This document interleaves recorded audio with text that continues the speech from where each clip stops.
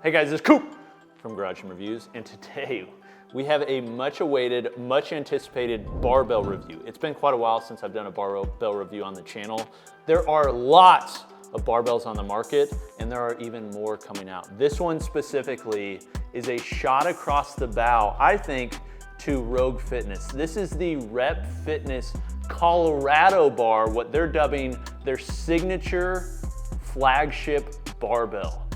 Does it beat the competitors on the market? Is this the new go-to mixed use garage gym barbell?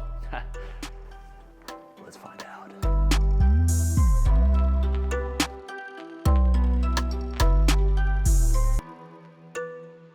Okay, so I have tested and used this one. I actually saw it in Colorado when I was visiting Rep Fitness along with all of their other barbells, but I wanted to show you the unboxing process because I do think that matters in terms of how they're protecting these barbells. Now, before I get started on the review and unboxing, I want to say, which Rep bar would you like to see reviewed next? There are a lot of them that have come out. You've got the Hades, you've got the deadlift bar, the squat bar, you've got power bars, you've got Olympic weightlifting bars, you've got mixed use bars. Which one would you like to see next? Let me know in the comments and we'll get to it. Also, Rep sent this so I could do a review. As you'll see, it's gonna be very honest. I'm gonna compare it directly on spec to some others that are out there as well, including the Rogue Ohio bar, which is kind of the premier bar, and the one that I think this one's really going after. But if you'd like to purchase this, check out the link below the like button. Rep will pay us a small commission, but doesn't increase how much you pay. Okay, let's unbox it.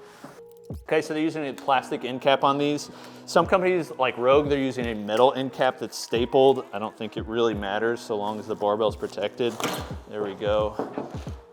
Okay, so no extra protection in the tube outside of the plastic wrap and then foam on the end sleeves. Honestly, I think the company that does the best with protecting their barbells and shipping is American Barbell, surprisingly. They use pool noodles on the ends, but this is pretty good. We'll see if there's any damage. This, just so you know, this is a legitimate unboxing. It's not like we look at the bar ahead of time and say, yeah, it's good. Let's now unbox it because it looks super pretty. No, if there's like problems with this, we'll find them out together. Take this plastic wrap off. Dang, I like that green. So if you didn't know, green and orange, two favorite colors. If you're looking to buy some for me for Christmas, I like those colors. Okay. It all looks very consistent. Not Cerakote on the sleeve. This is Duracoat. I'm gonna talk more about that. I wanna show this.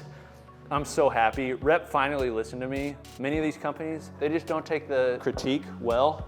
End cap. That's a nice end cap. In fact, when they showed me these, they're like, yeah, we decided to really do up the end caps because we know you like them. Multi-layered, feels kind of like 3D effect, pops, colors. That's an end cap. The ones that come to you with a sticker on there already scratched, I know it's a minor detail, but I think it matters. If you're spending, like this isn't a crazy expensive bar, but it's a premium bar. If you're buying a premium bar, I want a fully finished product. Okay, let's review. Okay, this is Rep's multi-use signature flagship bar. One way that you can tell that is both because they say on their website, this is their signature flagship bar. Also because right here, it's laser etched signature bar. In addition to that, it's called the Colorado bar. If you're not into home gyms, this is actually, this has significance. The reason being, the #1 most popular mixed use bar in the entire world is called the Rogue Ohio bar. It's because it's made in Ohio. So they started in Ohio, is a significant thing for them. There's other bars that use the state name that are popular. You've got the Titan Fitness Blue City bar, which is based in Memphis, but really bigger than that, you've got the Texas Power bar, as well as the Ricky Dale Crane Oki Deadlift bar. Both of those bars were really kind of the first ones with the state name, then Rogue, which I think really cemented it, and now Rep. Rep is basically saying, this is a bar that we can not only put our name behind, but also we like it so much, like this is our state flagship signature bar. This is the bar that Rep wants to be known by, and so I'm gonna review it on the basis that it's supposed to be that good. Now, this is a multi-use bar. What that means is this is designed for just about anything you do in your home gym. These bars were originally marketed and designed for CrossFit style training, but you don't have to do CrossFit to use these. Basically what that means is it's got one dual neural marks. So they have both an IWF and IPF standard dual neural mark. That's what these are right here. One is used essentially for bench press, one would be used to line up for snatches. things like that. They've got both of them. So that's one of the ways that you can tell a multi-use bar. Another one, no center knurl. So if you're wanting a bar just for the big three, squat, deadlift, bench, you probably want a center knurl so that it sits on your back. But if you're using a bar for power cleans and things that the bar's gonna sit in the front rack, you probably don't want a center knurl because it's gonna scratch you. So no center knurl on this bar. In addition, this isn't using bearings or anything like that, it's using bushings. This one specifically is using composite bushings, which I'll go over more here in a moment, and the diameter. This is a 28.5 millimeter diameter. I'll start there. So 28.5 millimeter is really designed for any type of movement that you want to do. Olympic weightlifting bars are typically 28 millimeters. Powerlifting bars are often 29 millimeters, unless it's a weird Texas power bar that is 28.5, but they now have a 29. But this fits in the middle because it's designed to be used for both the powerlifting and the weightlifting movements, both the slow and the fast twitch type movements. Now, the knurling on this. One, there are factual things I can say about the knurling, but there's also just like subjective. So you have the objective and the subjective. The objective is that the knurling is very finely done. So there's not like double track knurling on this. There's no like start stops. The starts and stops are even. Everything about it, it's just like a clean, even knurl. That's not how it is for every company.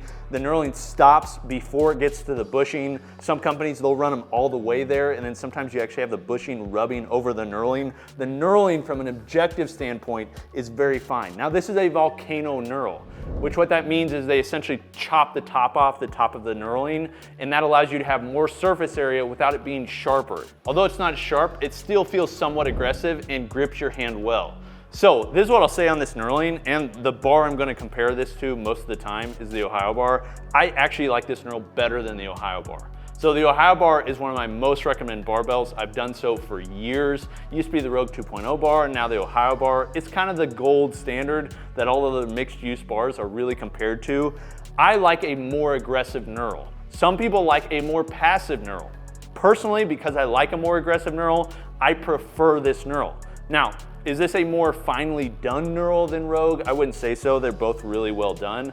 But if you're somebody that likes a multi-use bar that has a more aggressive knurl than what you get with the Rogue Ohio bar, because personally I think that's a little bit too passive, then you will like this. Personally, I prefer this knurl. Now, moving to the sleeves. This is using a composite bushing. Typically, bronze bushings have kind of been the go-to self-oiling bronze bushings. That's really what most of the market has used forever. Rogue started using composite bushings in the Rogue Ohio bar. Is it because of price, or is it because of, it's cheaper? Is it because it makes it quiet? There's other reasons, benefits and negatives.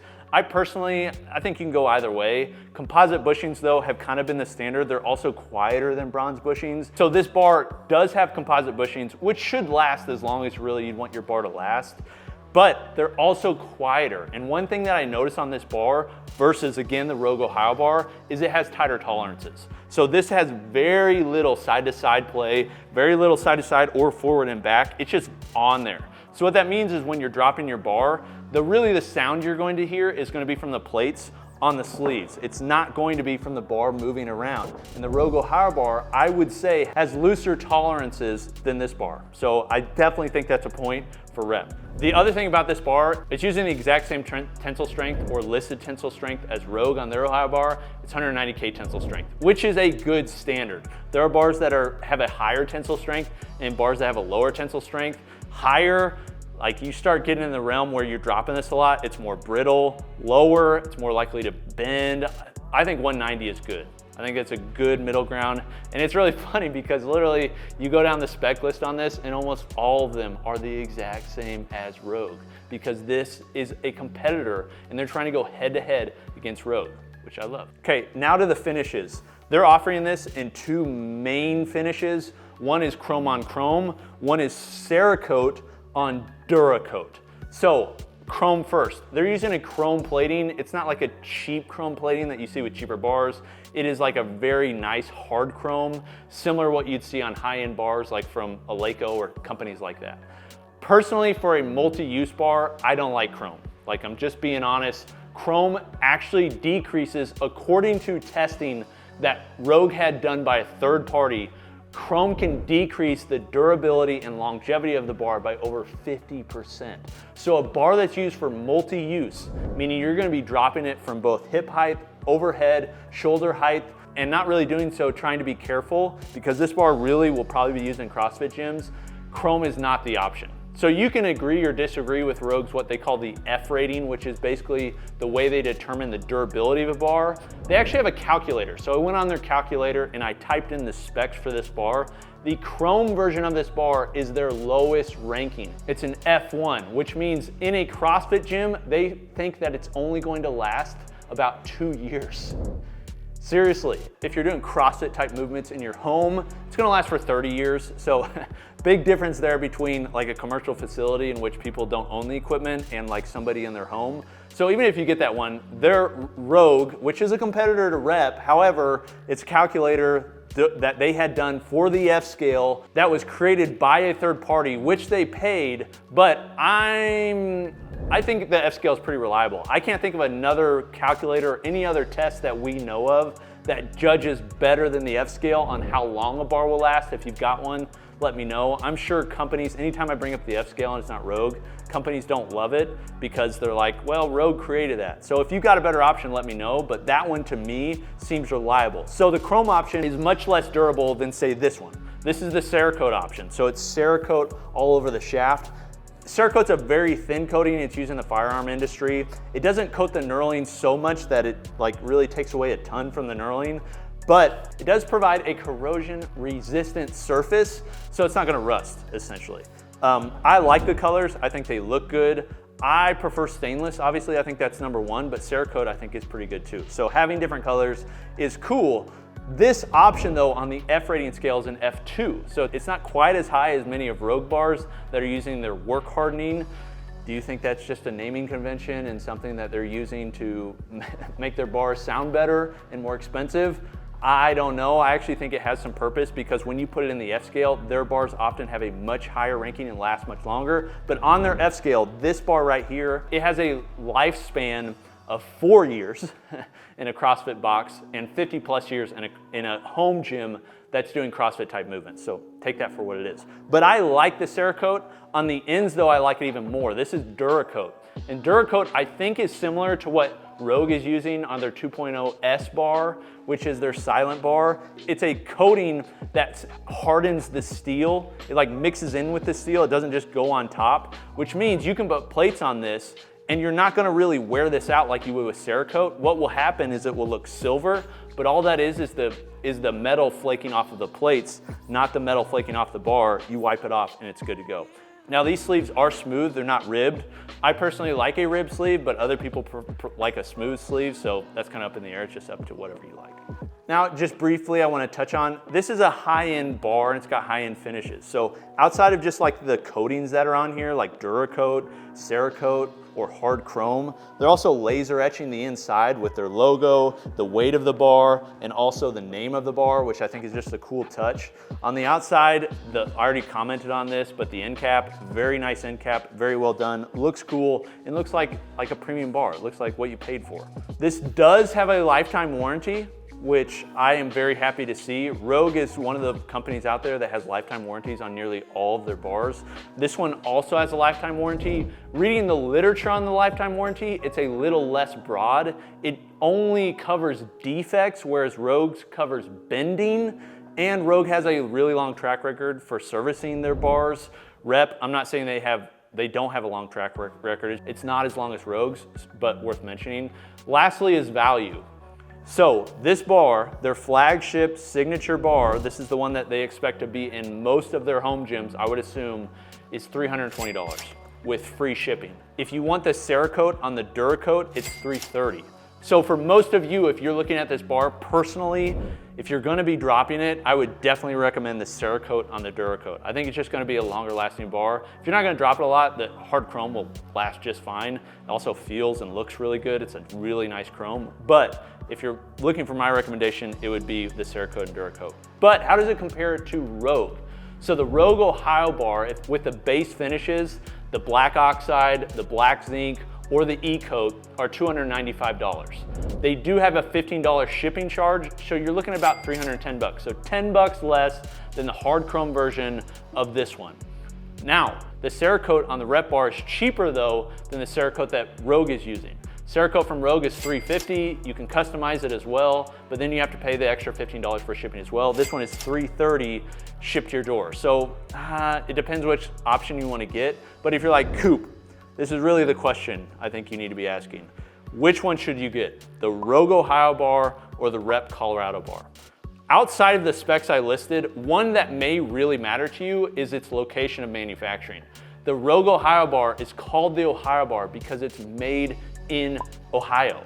It's where it's made, in Columbus. They make them in-house. This is called the Colorado bar, largely because Rep's HQ's in Colorado, and they started there, they do a lot of business there, but they're not manufacturing in-house, they're importing.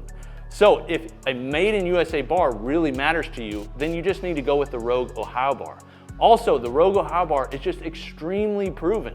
It's been around for a really long time. In some of the strongest, fittest athletes in the world, if you're like Coop, which one did you get? I really like this bar. There's a lot of things I like about it, but if I was just gonna have one bar, which typically that's what these bars are because they're mixed use, I'd still get the Rogue Ohio bar. So I think this is a really good bar. I love what they're doing. I love some of the things about this. And some of the things on this I actually prefer. I prefer the Duracoat on the sleeves. I prefer the knurling on this. I prefer the end caps and some of the laser etching. But generally, if I'm just getting one bar, those kinds of things are secondary to one, I think how long the bar will last, two, the lifetime warranty they're offering, and three, the price. So ultimately, for me, if I'm just gonna have one bar, it'd still be the Rogue Ohio bar, just being an honest review. That said, this bar is fantastic.